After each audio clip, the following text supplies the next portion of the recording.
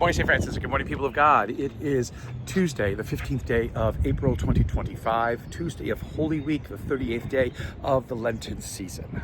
It's also tax day. So it's also National Glazed Spiral Ham Day. So in case you're looking for something else to celebrate today. But today, this is the parish center of the cathedral, and here's one of the side doors, and there you can see the bell tower of the cathedral. I'm at the cathedral again today on this Tuesday of Holy Week because it is our Chrism Mass here. Again, it's a functional Mass that all of a sudden takes on a life of its own, both fortunately and unfortunately, because you need to do it to bless the oils. It used to be done at the Easter Vigil, then they made a whole separate Mass for it. And then when priests were fleeing the priesthood after the Second Vatican Council, because many of them did not belong in the priesthood, there was great fear that everybody would leave. And so you begin to build into this some kind of reaffirmation of one's priestly vows. And if we want to look at a feast of priests during Holy Week, it is this day, not Holy Thursday, because Holy Thursday is not about priesthood. It's about us all sharing in Christ's body and blood in the Eucharist. But this is really a feast of priests because all the priests come out. It's a wonderful thing in one way to see all the priests gathered around the bishop in the diocese. There's a luncheon afterwards, but it's a way that they reaffirm their priestly vows and things like that. But it's about that. It's people can come to it if they can. It's a Tuesday. It's at 10:30 in the morning. Most people are still working, so a whole bunch of things on this day. But if you're not celebrating the Chrism Mass, which has its own special readings, you have Isaiah again, the suffering servant songs. This one basically affirming the fact that what the world sees as an end, or what the world sees as destruction, what the world sees as pain and sorrow and sadness is just basically, again, this transition.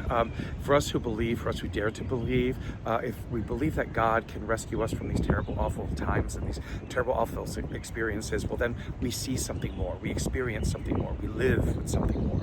And that, again, is where our minds need to be. That's where our hope needs to be.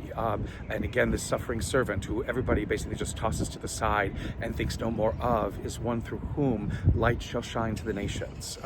Again, what the world disposes of, God uses. What the world does not think is important, God places great value in. What the world chooses to disregard and to disparage, God lifts up and exalts. It's always the way with God. It's always the way with God to bring out what is best, not to make us mindful and consciously focused upon, our brokenness and our failures, but to know what it is that God can do to help restore and redeem us. In John's Gospel, we have the Last Supper in John's Gospel, again, where there's no bread and wine. It's washing of feet. We'll see that on Thursday. But before we get to that, predictions of both betrayal and denial, of Judas who will betray, of Peter who will deny. Peter says that he will fight to the death for Jesus. Jesus says, it's just something else. You're going to do something else, Peter. And it will not be such grounded in strength and in courage. And again, the whole idea about Judas dipping his hand into the dish with Jesus and being the one who was revealed who was going to betray him. But again, the Pharisees or the apostles don't realize that. The apostles don't realize that, and Judas basically leaves, and the apostles think that he's going off to give something to the poor, which would be appropriate during this Passover Seder that they are having, or some kind of preparation meal for Passover that they're having. Again, these great predictions, that Jesus says will happen, but they are not an end. They are never an end. They are a moment to move through and to be able to see the wisdom that can be taken out of them.